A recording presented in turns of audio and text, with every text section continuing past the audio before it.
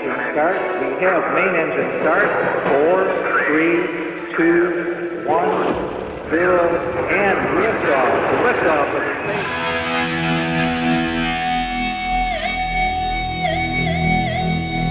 In our natural pursuit of knowledge, space has always mystified and beguiled us. Over the past 5 decades, we've pushed the final frontier inevitably onward into the ether.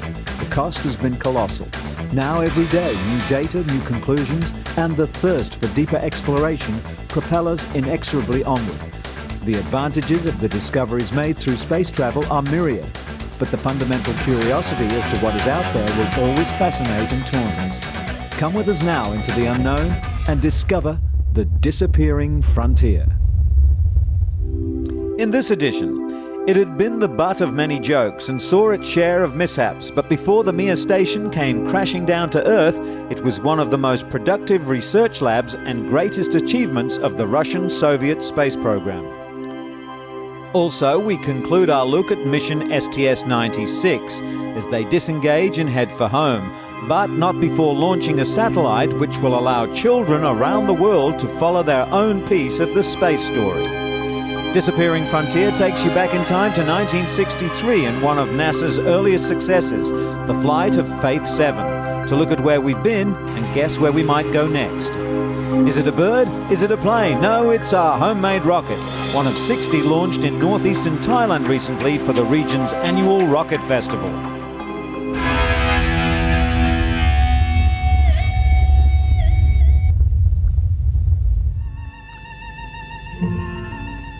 Russia's space program began with the launch of the first satellite, Sputnik, on October the 4th, 1957, which marked the 40th anniversary of the October Socialist Revolution.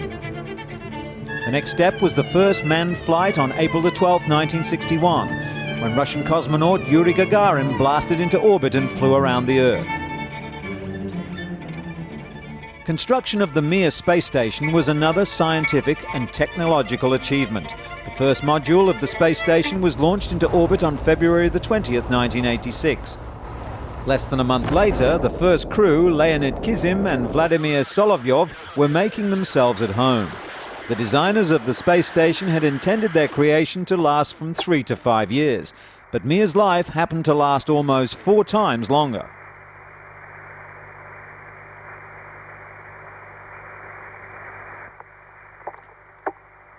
Mir made over 85,850 spins around Earth in the 15 years of its existence, and several international crews had worked on board.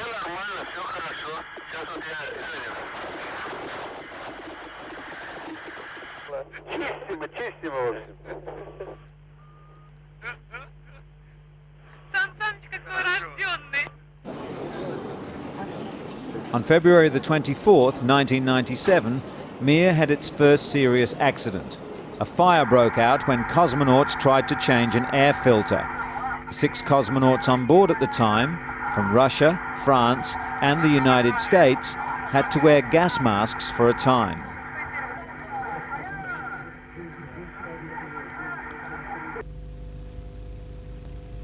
Several months later, a Progress cargo ship hit Mir during docking, puncturing one of its modules and damaging solar batteries.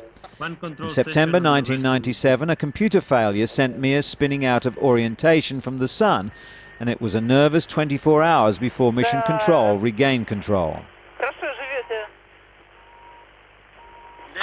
This series of failures signaled that the aging space station might not be safe enough to use any longer. On June the 9th, 1998, the last US astronaut left Mir, ending US-Russian cooperation on the orbiting outpost.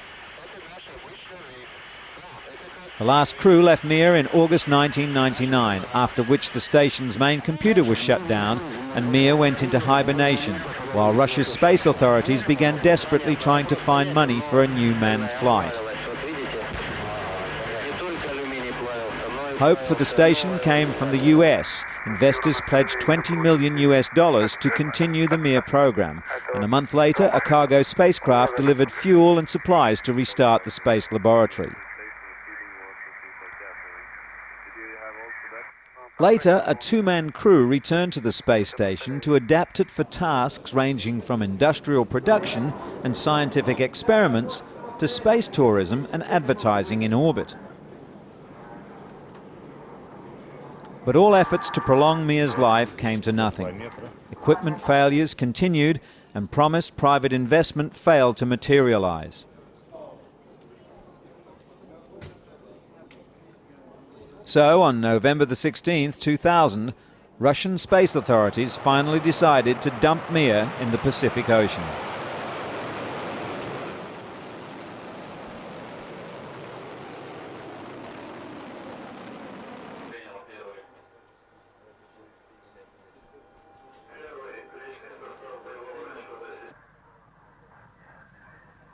Many watched the station's final fiery plummet into the Pacific Ocean after 15 years in space.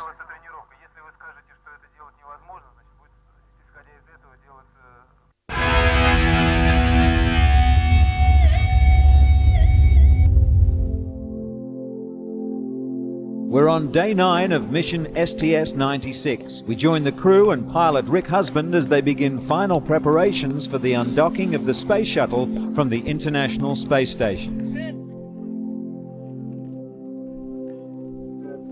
Making sure all is stowed away and shipshape in the Zarya module, Canadian astronaut Julie Payette prepares to leave. Closing and locking the last of the panels, it's time to go. As the station and Discovery hover in space, they're given the all-clear to go from both mission controls in Houston and Moscow. You are go for undocking the International Space Station. Separation has begun as we look down on the International Space Station. Discovery, piloted by Rick Husband, moves gently up and away.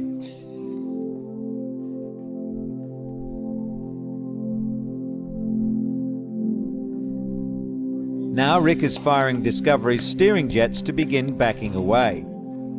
Controllers for the Zarya module of the International Space Station at the Russian Mission Control Center at Kolev outside Moscow are sending commands to unlock the station's solar rays and also to turn on the station's motion control system, the steering jets for the station to maintain its orientation.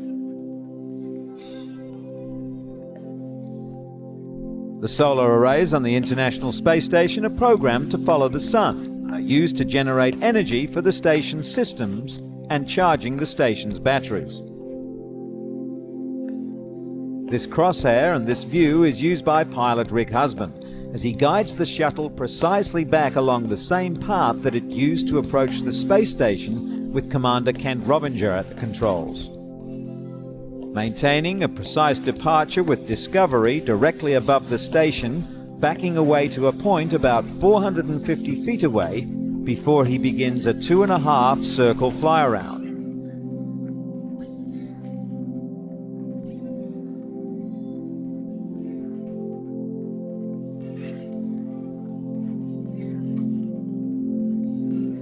Pilot Rick Husband stopping the separation now and beginning to fly around the station. Fly around will take 2.5 turns before Discovery fires its engines and readies itself to move out of the vicinity of the orbital complex.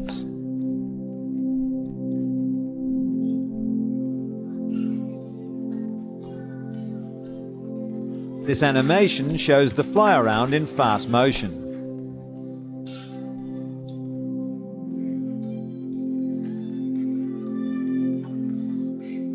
Now about 400 feet away from the ISS, its solar sails glinting in the sun, Discovery moves gently up to the top of its second rotation around the station. Discovery will shortly move away from the station at a rate of approximately 7 nautical miles with each orbit of Earth.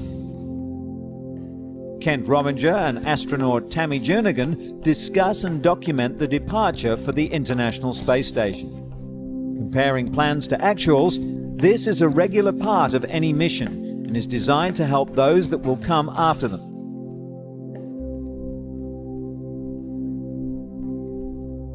Here we see the Great Lakes. And here are the lights of Houston at night.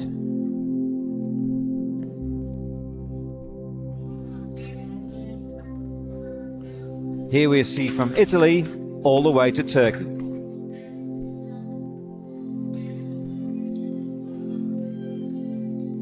space crews are privileged to be able to see phenomenon that very few people will ever see. Here we see the Southern Lights, or Aurora Australis, over the continent of Antarctica.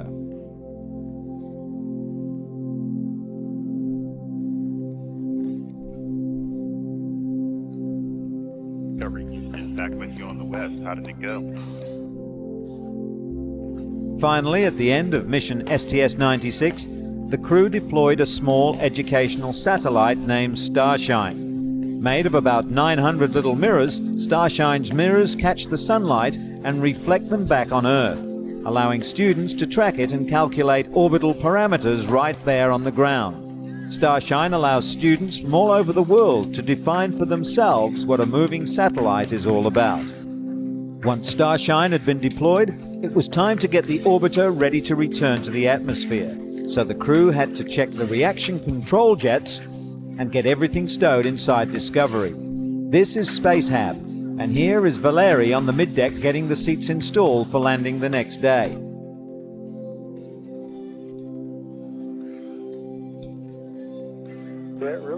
During re-entry, the view from the window is phenomenal. The hot flashing lights of re-entry illuminate the flight deck and the astronauts. The G-force inside the shuttle starts to increase. Here it's about G2.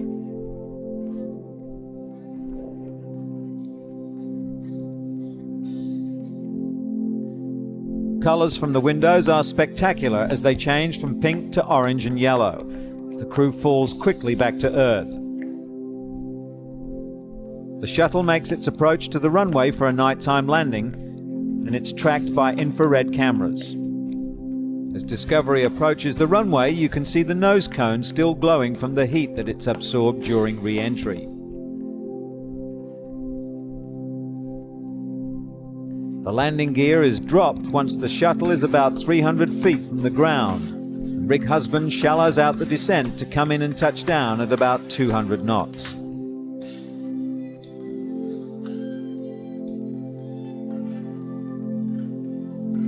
It's a smooth as silk landing as Discovery deploys a drag chute to assist in slowing down the landing.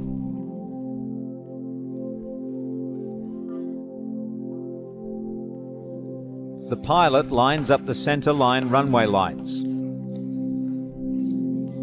jettisons the drag chute and, using the wheel brakes, brings Discovery to a complete stop.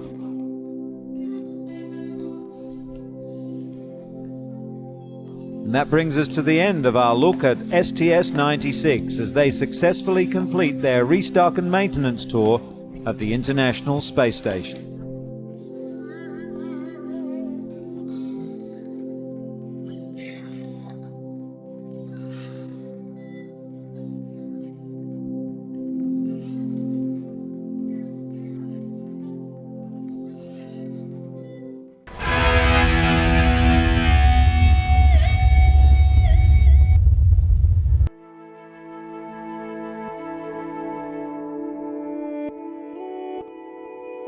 We take you back now to May 16, 1963, and one of NASA's earliest success stories, the flight of Faith 7.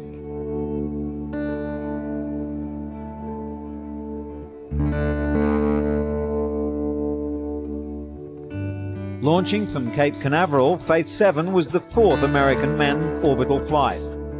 Its primary objective was to confirm how well man can function in space during a day and a half of weightlessness, and to test the efficiency of a human being as a primary component of a spaceflight system. The story then begins and ends with man. Man as a thinking, breathing part of the spaceflight system, and as an individual. The man was Air Force Major and NASA astronaut Leroy Gordon Cooper Jr., who named the flight Faith 7 for his faith and his friends.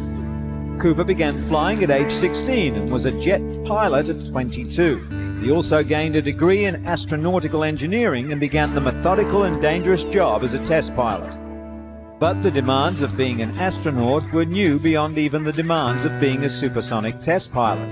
New knowledge and training was required.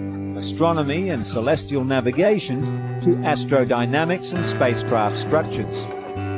As an astronaut, Cooper had to get used to weightlessness, a condition that at the time could only be maintained for very short periods.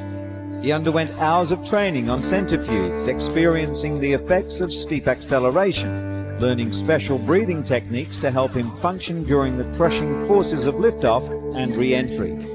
He learned firsthand the sensations of being in a tumbling spacecraft and practiced the ability to control the craft under a variety of conditions. Astronaut Cooper flew dozens of missions in the lab, spent hours familiarizing himself with all the components of his craft and mercilessly honing his skills. He learned operational procedures and emergency techniques. He became more acquainted with his Mercury spacecraft than he did his home. And he was trained to survive wherever the spacecraft came down. By the morning of the launch, astronaut Cooper was as ready as science, education, and his own capacities allowed to take that step into history. He was ready as a highly qualified person, but more than that was required. He must be prepared as the component man, part of the control loop of a spaceflight system. Obtaining medical knowledge of man's mind and body during a period of sustained spaceflight was the most important goal of the mission.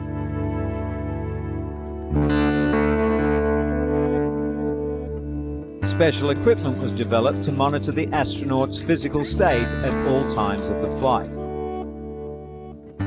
Equipment measured temperature, both of the astronaut and his suit. Heartbeat and respiration rates were monitored with special gauges adhered to the torso and under the arms of Cooper.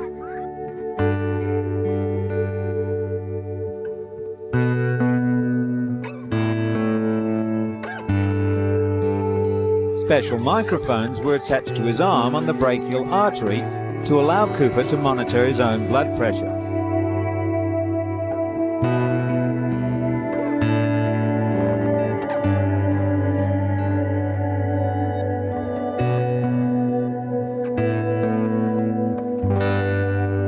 The electrical output of the microphone and other gauges was fed into a single telemetry unit and changed into electrical signals.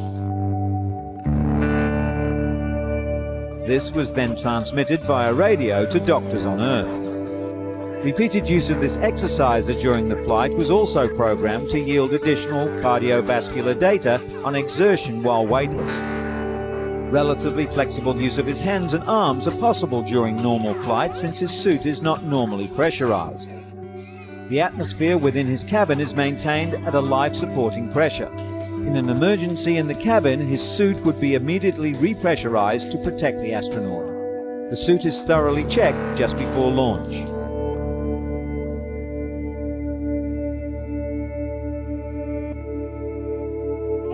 When Gordon Cooper left the preparation area to board the transfer van to take him to the launch gantry, he knew that his spacecraft had also been given a thorough examination in preparation for the flight.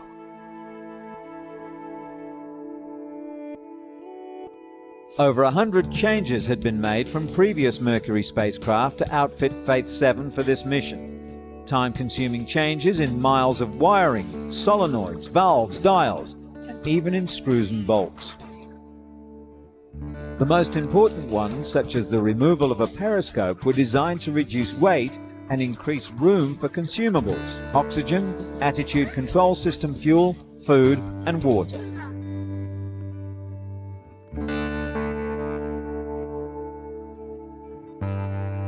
New equipment included a camera, antenna, and the metal sphere with flashing lights. Apart from the medical experiments on man's capacities in space, 12 additional experiments were planned. The 95-foot space vehicle consists of a reliable 3-engine Atlas booster and sustainer, the spacecraft, and the escape tower. Melded together, these components of Mercury Atlas 9 were a tribute to the nation's industrial team that produced them. From almost every state in the Union of America, materials, designs, parts, and components were brought together on this Florida beach for the flight of Faith 7. No one was more aware of the 50,000 people who had contributed to this moment than astronaut Gordon Cooper as he enters the spacecraft.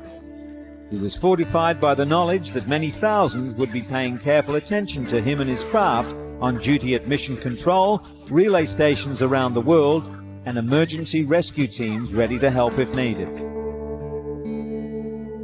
Rescue crews were stationed at strategic points along his path in case of emergency landing before the completion of the scheduled 22 orbits of the Earth.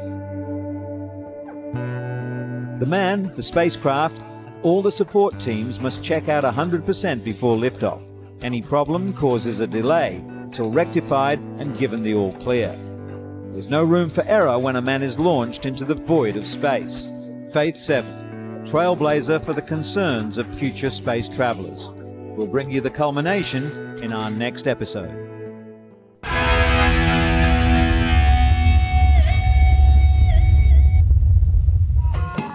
Move over, NASA. It's time for the Bun Bangfai Rocket Festival in northeast Thailand.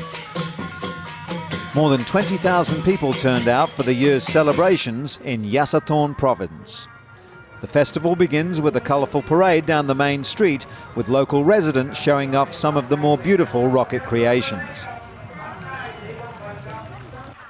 Made from bamboo poles, plastic cylinders and enough gunpowder to blow up a small village, the rockets are carried across a muddy field one by one and raised onto tall bamboo launch pads. Most of the large rockets measure 2.5 meters long and contain about 7 kilograms of gunpowder. Teams come from all over the region to enter their rockets in the competition.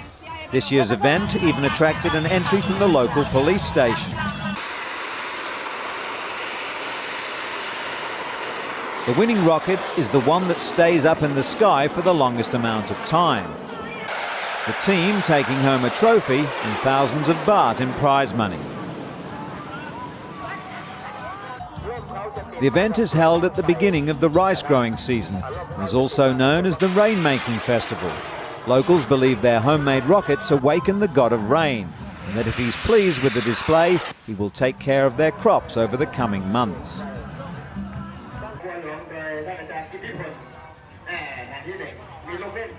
But what goes up must come down, and there have been serious concerns raised over the safety of the festival.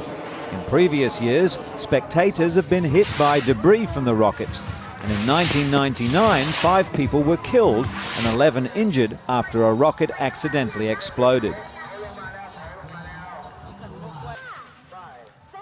Some rockets never quite make it off the launch pad. It's a tradition for the losing teams to have their rockets and sometimes themselves thrown into the mud, and there were no exceptions this year.